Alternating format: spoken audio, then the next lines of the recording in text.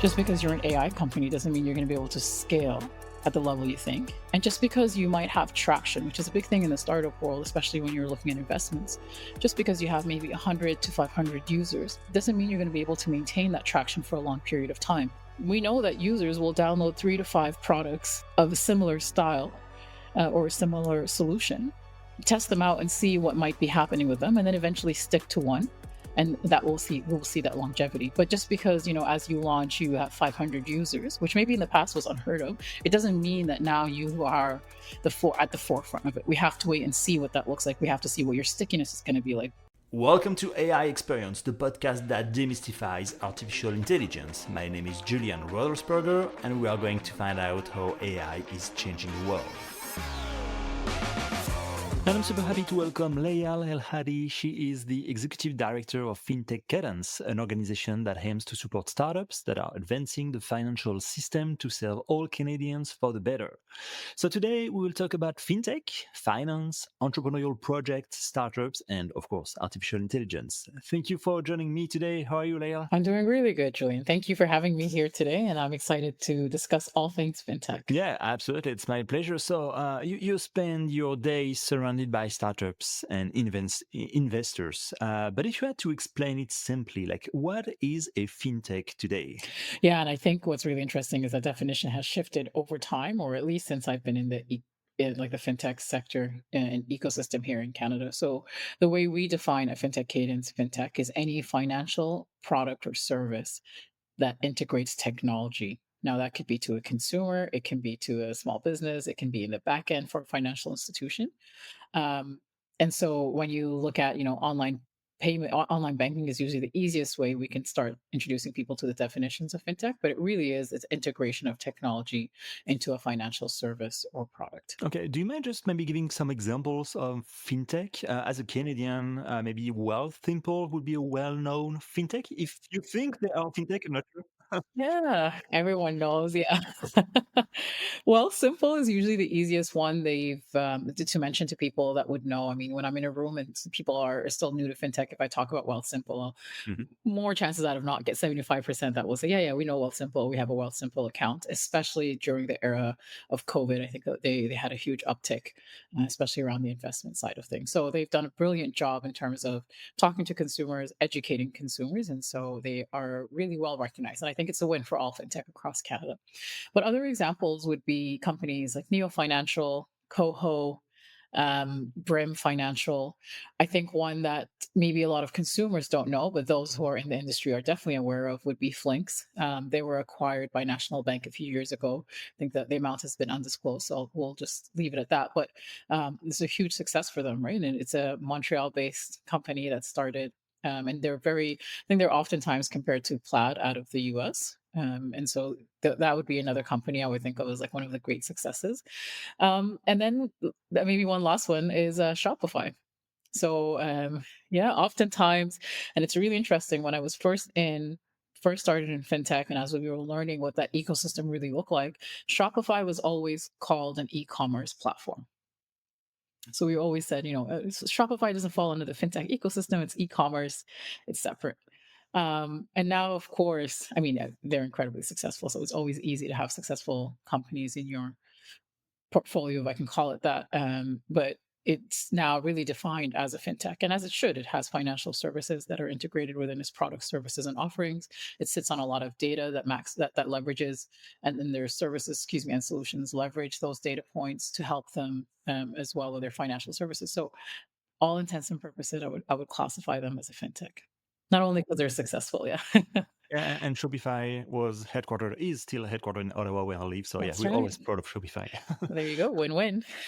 So you just mentioned that the definition of fintech evolved over the years. Like what was a fintech 10 years ago, and what is a fintech today? Did you see some changes or trends that would be noticeable?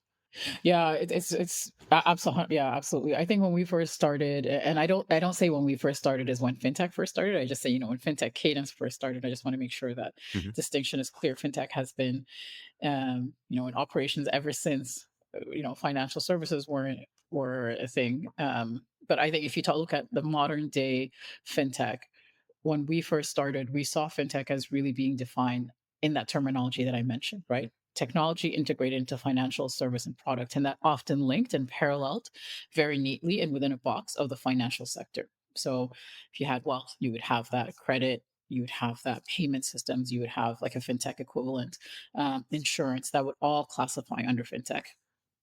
Then I think what we're starting to see is that definition isn't as clear cut as were first trying to do and we were first trying to say, because there are fintech services and products that are offered across a plethora of different services, or excuse me, different sectors, right? So you can have an agricultural product or agricultural tech product that now has a payment system as part of it. And so would you classify that as a fintech or not? Well, we would classify the product that it's offering as a fintech, right? And then, you can look at that across the plethora of sectors that we have here in Canada. Ed tech is the same thing. If an educational platform now has some kind of financial component part of it, whether they're paying and with it through an online system that's not an embedded, that's a system they created themselves, then that would classify as a fintech product itself, even though maybe the whole company is not a fintech company, it's still offering a fintech service. And so I think that's where it's been really interesting to see in the beginning within our birth of fintech cadence. I think the ecosystem really needed that definition. People really needed to understand, what are you talking about when you talk about fintech? And so the definition was really tight to help educate people, to help educate and build a sector.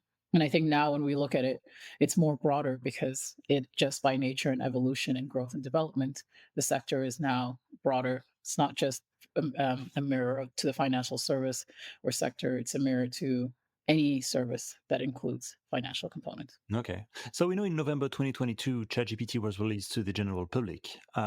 Did you see any change? Like, was there a before after moment? And when do you think AI truly start to make an impact in the fintech world? Yeah, so this is really interesting because we kind of have like this joke internally about this whole AI conversation, because when we first started, we were basically, we started in Montreal, and of course we have one of the grandfathers of AI in Montreal. I think now Yeah. we always say we have the grandfather of AI, and I hear that almost every city has one grandfather, so there's a lot of grandfathers. But we had Joshua Bengio obviously in Montreal, and he was doing some incredible things. And I believe, it was not only as part of Element AI at the time, but just in general, and especially around educating AI. And so when we first started, I would say within the first 3 years, there was a lot of noise around AI. And a lot of the solutions we were seeing were somehow tied to or linked to that AI wave, right? And so we started seeing robo advisors. There was, Mhm. the number of robo advisors that came across our desk was quite a lot. Chat support groups, and a lot of the presentations and a lot of the startups that were coming to us were saying, we've integrated AI. Now, of course, then it was very rudimentary what kind of AI they were using. And, at some point it really wasn't AI, it was an Excel sheet. Um, and so, and, not only to say like, this is what the startups are doing, but I think the whole ecosystem was really excited around AI. And so when we would meet investors would say, can you send us startups that are integrating AI into their product? And so every pitch deck had a slide that says, why are we an AI company? And explaining how they were an AI company. And again, I think if you went back and saw some of those pitch decks, I think we would all blush in embarrassment for what we would call AI. But I think, again, as the sector grows, as individuals start to have a better understanding of the technology that they might not previously have had experience in, investors started questioning, okay, why are you calling yourself an AI company truly? What's the data set you're sitting on? How big is the data set? How can you call yourself an AI company if you're talking to 5 people or you're building your model off 5 people? And so then there was a lot of scrutiny around exactly what kind of AI products were being built. And we started seeing less and less of that word and less of companies saying, okay, we're an AI company. And I would say it almost petered out, died out. And then, of course, like you said, when ChatGPT came in, that huge shift, it was almost like, okay, let's go right back. We had the same conversations. Investors would call on us and say, do you have any companies that are using AI? Every startup was now an AI company that came across our desk, even if they started, 5 or so years ago. Every company had some form of AI integrated into them. So I think what we saw was there were companies that were truly embedding and utilizing AI authentically, and they were now able to say, no, no, we are doing AI. We've been doing it for a long time. And so we're really prime and ready to leverage this opportunity. And so those were the ones I think that made a lot more headway with investors, with their stakeholders, with partnership and sales. And then we had companies that were now trying to do the same thing that we'd seen in the past, which is, yeah, we're an AI company as well. But maybe they were still a little bit younger and a little bit less understanding. Maybe they didn't have their own data sets, or maybe they were leveraging, just like Chat GPT, but layered on top. Um, and so that's where now we're starting to see that separation come through. And do you think it is easier today to sell AI to an investors or VC than it was previously, like before ChatGPT was launched? No, I think it's much harder. Yeah, it's much harder. Why so? I think investors are now a lot more educated and have a much deeper and better understanding of what it means when you say you're integrating AI as a Yes. solution. Not only from the technological side standpoint, which is really important, so that they can assess that, Hmm. so that they can see, okay, well, what are all like the securities that would come with it? What does your data room now look like? But also because now they really have a very, very good understanding of, just because you're an AI company doesn't mean you're going to be able to scale at the level you think. And just because you might have traction, which is a big thing in the startup world, especially when you're looking at investments, just because you have maybe 100 to 500 users doesn't mean you're going to be able to maintain that traction for a long period of time. I think an example I saw one of the investors present to one of our cohorts was, we know that users will download 3 to 5 products of a similar style, or a similar solution, test them out and see what might be happening with them, and then eventually stick to one. And that we'll see that longevity. But just because, as you launch, you have 500 users, which maybe in the past was unheard of, it doesn't mean that now you are at the forefront of it. We have to wait and see what that looks like. We have to see what your stickiness is going to be like. And, so I would say that investors have a much better and deeper understanding of what integrating AI as a product in a fintech looks like. They also understand the challenges around it. So they are interested. They're more interested than before, right? Like that wave, they're now like, yeah, we want to see these AI companies, but they have a much deeper understanding. And so they're more stringent with how they will allow fintechs to talk about those So components. you just said that investors now they know more about AI. I think that's the same for entrepreneurs. What about you and your team? Did you have to get up to speed with AI and all the opportunities it can offer? Yeah, absolutely. 100%. Yeah, we had to, when you're coaching coming, well, the first thing we had to do was, because we know we can't be experts in everything, right? So we have a pool of what we call industry experts, but you can look at them as mentors, advisors, coaches, but they're really core of what we offer our startups, which is a really robust group of individuals that we know have expertise in a specific area, that will be the ones who will help and guide our startups. And it's really important for us that they're at the good quality, that they really know how to coach and support startups, and that they understand this ecosystem, not only their specific skill sets, but they also understand, okay, what does that look like when we're talking to a company or a startup? And so the first thing that we did was we ensured that there was a big pool of industry experts that could now address all the subcategories of AI that we could send and support our startups. Send our startups to and have our startups be supported by. And so whether it was, like I said, data rooms, or whether it was, how do you clean data, whether it was like, how do you, an LLM model, whatever it was, we had individuals that would be able to coach and guide them. And then we also had to start learning and understanding, what does that look like? What does AI look like in fintech? What does it look like within the subcategories of fintech when we talk about it in insurance? Is it a different thing when we talk about it in insurance from when we talk about wealth management? So it's not to say that we're experts by any means. That's exactly why we have a big pool of industry experts that we depend on, but we had to get a better understanding of it so we could guide our startups. Can a fintech startup succeed today without an AI component, or is it almost mandatory to have one to get funded or credibility? Yeah, I've been thinking about this because I think that's a really good question. In that, I think if you're a tech company, forget if you're a fintech company, if you're a tech company, a big part of what you do has to be data. Yeah.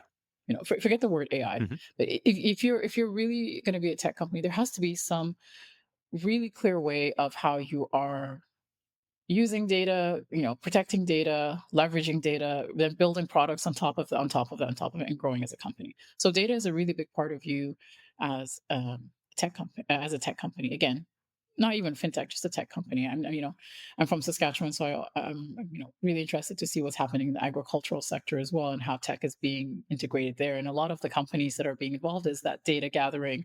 Let's see how many cows are eating, how often they're eating, et cetera. That's a whole bunch of data, right? So I'm hard pressed to see a fintech company without a big data set, or some strategy around how they will collect data or grow their database. And so if you are doing that by nature as a company, I'm hard pressed to see how you can't leverage, or you aren't leveraging AI. right? So I'm trying to think if you're like, what are companies that wouldn't be leveraging AI in the fintech space? And I have a hard time seeing they might not be doing AI in a complex way right now, but they're sitting on data and growing those data sets that eventually I think there has to be a very clear cut strategy of how they could be integrating AI, whether in their back end, whether, for their better practices and how they improve their products and services, or whether the way they're going to be presenting it to consumers and their target market. Do you feel there's pressure on founders to say their product uses AI even when it's not central to what they do? Yeah, absolutely. So AI equal funding. That's what I understand most Yeah. of the time. Let's see, like what's important for fintechs right now, right? So let's say there's maybe, and I'm overgeneralizing, but for the intents and for the conversation here, I would say that maybe there's four categories, right? There's the investment piece. I need money. I want to build. I need the money. Mhm. There's the I need some form of a relationship with a financial institution. Canada is really structured that way, so that fintechs will have a hard time to succeed without a clear partnership with a financial institution. We can delve into that deeper later. There's the regulatory component side of things. And then there's like, let's say your consumer base. So if I categorize like the priorities or the key elements for fintech to succeed in Canada and I categorize them into those four buckets, 50% of those buckets right off the bat are putting pressure for some kind of AI integration or some kind of AI company, right? So that would be the investors and the financial institutions right off the bat. Investors are being told and are seeing companies succeed time and time. I mean, success in that looks a bit different. So I think we can delve into that. But we're seeing investors really want to be at the forefront of what's really exciting because they want to leverage and be able to say, okay, we're making our ROIs that way, our return on investment there. So they're getting pressure from investors to say, well, how have you integrated AI? And then you see the financial institutions, they're thinking, okay, what I really need to do when I work with fintechs is I need technology or I need that speed and that agility from a fintech. And right now the priority for me as a financial institution is ensure that I'm doing something with all this data sets that I'm sitting on that I haven't really used or leveraged before that will help me be key in the market. And so you can see that pressure come as well from the financial institutions. I'll say, of course, regulations and consumers are a little bit less. They're not regulators aren't saying, are you using AI? If you're not, then, you're out of regulations. But if you look at what's coming up next, open banking, real time rails within the fintech sector around regulations, you can see that's like a hotspot for AI to be able to circle around. So even though regulators aren't putting the pressure for AI, the hopeful implementation of those two core things, real-time rails and open banking, will open up a wave with AI. So let's say there's a subtle pressure there. And consumers are not asking for products to be AI. In fact, I think there's kind of like pushback back and forth there. But they are expecting specific experiences. They're expecting quick answers. They're expecting, with I don't know what the percentage use of ChatGPT for Canadian consumers in general, but you can see more and more consumers, even if they are just using ChatGPT, will expect other products and services that they use to match the speed and intelligence of ChatGPT. And so I would say, within those four elements and categories that I've identified, 50% are telling you use AI, use AI, use AI. And the other 50% are, if you want to leverage them, you have to have some kind of AI in there. What do you think banks, insurances, credit unions in Canada or elsewhere think about fintech? Like, do you see them as a wonderful playground to experiment? Or are they scared, threatened? Maybe they just ignore them. Like, I'm curious about the relationship between those big companies, big financial institutions, and these little fintechs that are trying to change the world. Yeah, it's such a big question. I think we could have done the whole podcast on just this one topic. I will say, I think, well, first, I think the perception of like, fintechs are small and banks are big.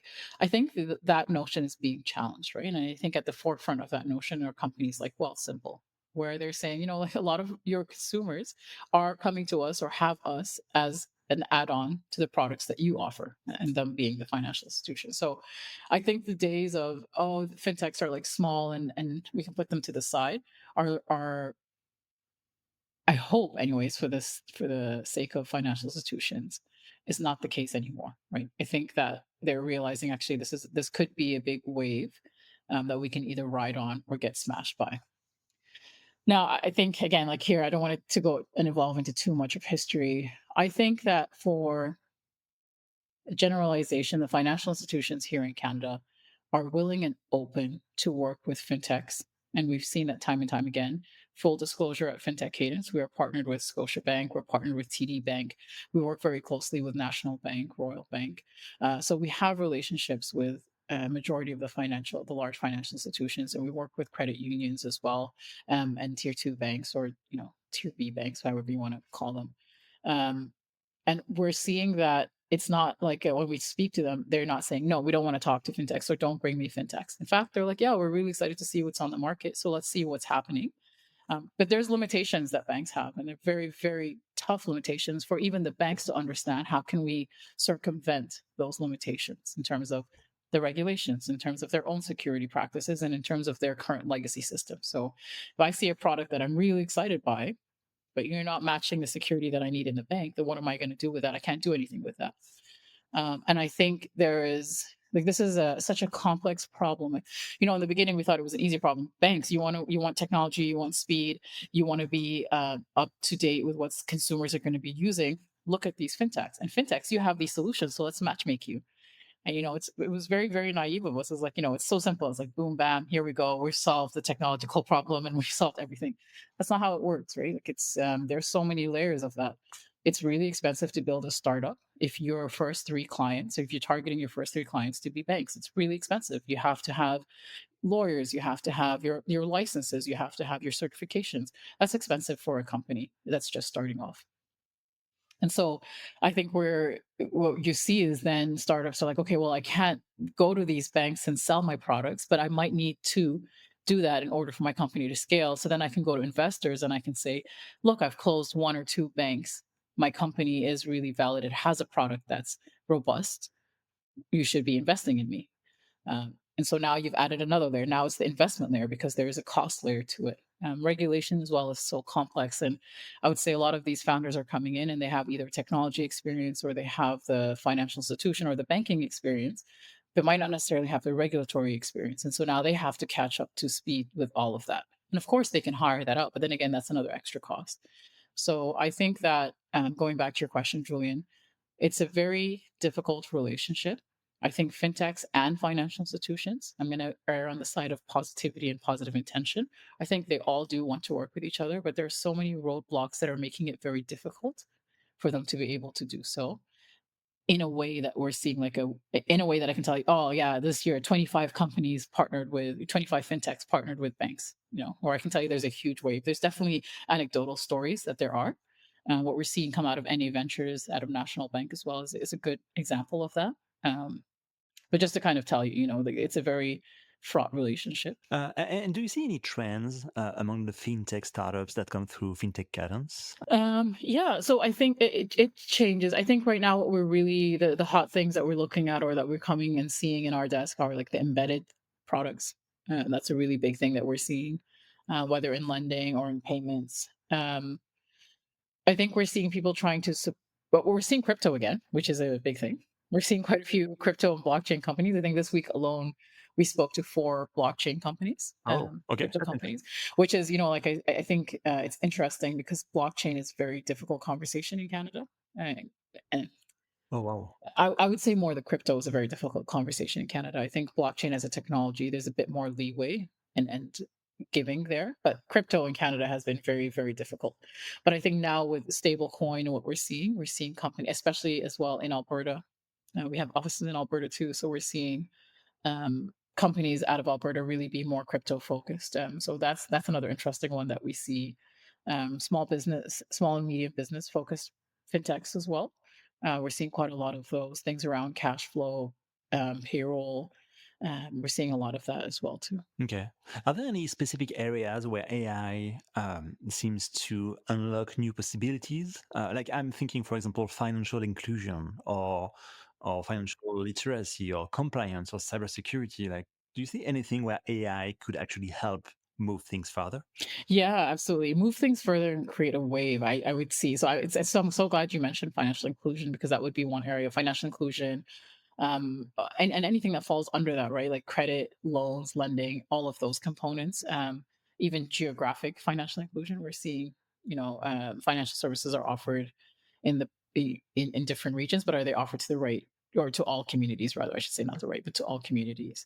So that would be a really big segment. We have a program called the Innovate Financial Health Program, which focuses and supports startups that are building in the financial health space. So we're seeing startups come through there. Smarty is a really good example of a company that's trying to leverage data points and help consumers. But I would definitely put that one in there. Cybersecurity, I think, without a doubt, I think those are the two that you just mentioned. I would do anything around for cybersecurity. I also do anything around KYC, AML. That would fall for me under that too. Okay. Could you explain what is KYC you just mentioned? Yeah, sorry. KYC is know your customer and anti-money laundering. Yeah. Okay, okay, okay. So we see company. A good example of a fintech that does this would be Owl. So Owl.co. Mhm. They started again when we were first in starting as an organization, and they were looking to see how they can support companies identify and create security around the consumers that they work with.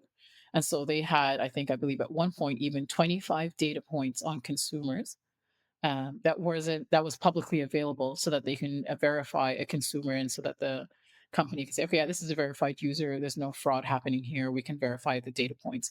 And so imagine they've been building their company for the past 8 years, and so their data sets are huge right now, right? And so their ability now to be able to leverage AI with all these data sets, especially as offering compliance KYC solutions, would be a really really good example to look into. You mentioned that you also interact with investors as well. You mentioned that they seems to understand AI more and more. How has their understanding of AI evolved across time? Yeah, so I think I was mentioning this a little bit earlier. So I think again, I like to categorize things just to kind of help me understand. So I would look at it from an investor's perspective as before they would look at the product and say, okay, are you integrating AI? Great, that's wonderful. Now I think they look at it from, if you're integrating AI, when we ask that question as an investor, what does that really mean? Right. Yeah, even in the conversation you and I are having, we're using AI quite liberally. But what does it mean? Do you have an LLM model?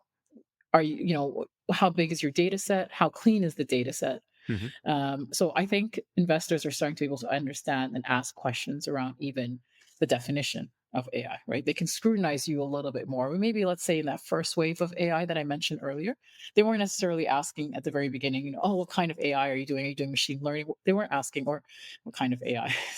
Not the right question, but you know what I mean. They were asking more, what components of artificial intelligence have you integrated in the product rather. And now they're asking those kind of questions. So that's the first thing. The second thing is they understand the technology. When they're asking you about your data, they understand what they're asking you about, like, right? And we've seen examples, unfortunately, where companies have said they sit on huge data sets, and we found out that it was fraud. The one example, of course, unfortunately, I can't name it off the top of my head right now, but is the one out of the US with, I think it was JP Morgan Chase, where they acquired a fintech, I believe a fintech that was offering financial services to students. And a big part of that was because JP Morgan believed they had a large data set, and then they found out it was all fabricated. And so I think now, yeah, now they're in court. So unfortunately, because of, there's always going to be these individuals that are creating these kind of practices, but because of that, investors are also now asking the questions: where is this data set? Where does it come from? Um, show us all of the, show us the data sets there. So those are the two big components that they weren't necessarily asking in the beginning. And then the third thing is, the third category that I would say is, not only now are they asking questions and a deeper understanding of those questions of the technology and the definitions, but now they're also asking themselves, okay, just because they're an AI company doesn't mean that they're going to be able to be a standout in the market. In fact, the market is really saturated with companies that are offering some kind of AI component. So when they say they're going to scale or they're going to be a unicorn, which is what investors want to hear, at least in the private sector investments, they're asking, what would that really look like 3, 5 years from now? And can they hold on to their customers? And will the product change? Can they increase competitors in that space? So those questions are always asked. It's not like it's a brand new revolution, but now they're asking them, understanding the technology and asking themselves, okay, what really is happening here? What's your data moat? How can you measure and value the scalability of your product? So I think those are some of the components that I would say investors have become a lot smarter about and have a lot better understanding of. And the other thing I would say is maybe this is kind of like in support of investors, but I think what I've seen, especially investors here in Canada do, is they'll say, okay, I don't understand this component.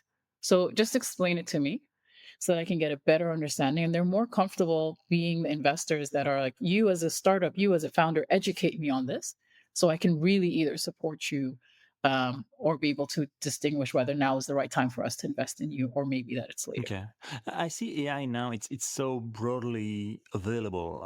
It's really becoming a commodity. And on the other hand, we can see you have a lot of no code, low code system that allows you to create an app just in plain language. Do you think we still need engineers or data people to build a fintech? Are those qualities still important when you look at a fintech project? Look, and I hope this doesn't insult anyone, so I'm going to try and be as careful as possible here, but I'll be as honest as I think I can be with the information that I have available to me right now. The Mhm. way I see these plugins or, I can create I can create an app in 5 seconds. The way I see that is a really good validation model, Mhm. right? It's the way we used to look at Figma or prototype building products or platforms in the past, right? Is you can build this fintech. So build it in 5 minutes. Come show me how it works. Show me how users are going to go on there. It's a really, really active and engaged prototype. But now, when you go to a bank and you show them the product that you've built in 5 seconds, there has to be more to it. There has to be a robustness to it, especially if you're looking at being integrated within their ecosystem, right? So I would say if you're looking to build fast and you're using some of these products to build fast, that's great because then you can show and validate as quickly as possible with consumers.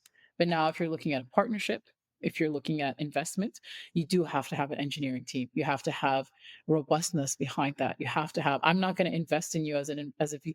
Although I say that I was going to say I wouldn't invest in you as an investor if you're one individual that just build an app. But this is why everything you say can be contradicted within 3 or 5 data points. But there was just an individual who sold his company. He built it in less than 5 minutes. Made a lot of noise. I forget the company's name now, but made a lot of noise and he made millions off of it and he built it himself, right? So it's not to say that it's you don't need a full team of engineers. It's to say that knowing the sector that I know in Canada today, knowing how cautious and traditional investors are, and knowing how rigorous and let's say focused financial institutions are, if you're going to them as an individual who built an app that was modeled for you, you're going to have a lot of difficult time to get through those doors versus if you do it and you have an engineering team behind you or engineers around you so that they can feel that safety of if the product goes down,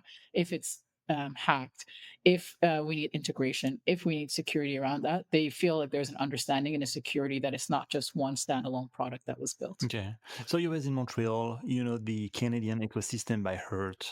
Why would you say Canada is a good place today to launch a fintech? I would say it's a harder place to open a fintech now in some components than it was when we first started. Mhm. But I don't think that has anything to do, like, what they say, like, it's nothing to do with the price of eggs. As in, just because it's harder doesn't mean it shouldn't be done. And when I say it's harder, I don't mean it's harder because the technology building component parts are harder. Just even the question before, we alluded to the fact that you can build a product within 5 seconds. So it's not harder in that sense. It's just that there's a lot of pressures, economic, historical, and I'll say global regional pressures that are making it a very difficult environment to build a product in Canada, a fintech product in Canada right now. But the beauty of Canada, and I think this is what I will say until I can speak no more, is that there is so much opportunity and we haven't even began to scratch the surface of what we can do. We have the right talent in Canada. We have the right ability to build here in Canada. I sound like an advertisement for the Canadian government, but we have the right opportunities. We have the right form. If I look at it, we have the right formula and the right variables to be one of the strongest fintech countries globally. Why not? We have one of the strongest financial sectors globally. Why can that not match with our technology and our fintech components? We are behind. Let's be honest. If we want to talk about why do I advocate for the Canadian thing, we have to be honest at where we're starting. We're starting behind a lot of countries And that's either because of what our regulation has put in place. That's because our consumers are very loyal to our Canadian traditional banks. That's because there's different incentives for the banks than there are to integrate technologies. And that's because we, positively or negatively, however you want to see it, have a very robust financial sector that consumers haven't had the need to depend on technology or fintechs to come in and solve the problems that they're having. But the world is opening up. Canadian consumers are seeing what is available internationally. They're seeing that maybe they don't have that many options and democratic financial services and products available to them. So I think that Canada can become a powerhouse in fintech. I think if there's anyone listening to this that's wondering, should I open a fintech? Please do it. The more that we have, the more individuals that we have that come in and try, the more successes we have. You can see that there are successes in the ecosystem. Like I mentioned earlier, you see the Cohos, you see the Flinks, you see the Wealth Simples, the Neo Financials, the Brim Financials, the Shopify. We have a lot of examples, Lightspeed, of incredible companies that are here in Canada and are building. Hopper, even now, we classify that as a fintech. We didn't talk about that earlier. So I think that there's a lot of opportunity to build fintechs in Canada. It's just going in smartly and understanding what is the ecosystem you're entering into, but not slower, just smarter. Okay. If a listener has a fintech project, what he or she should do? Reaching out to you directly? What's your advice? Please do. Yes. The first thing is please reach out to us. I didn't get a chance to talk about Fintech Cadence, but we are a nonprofit organization.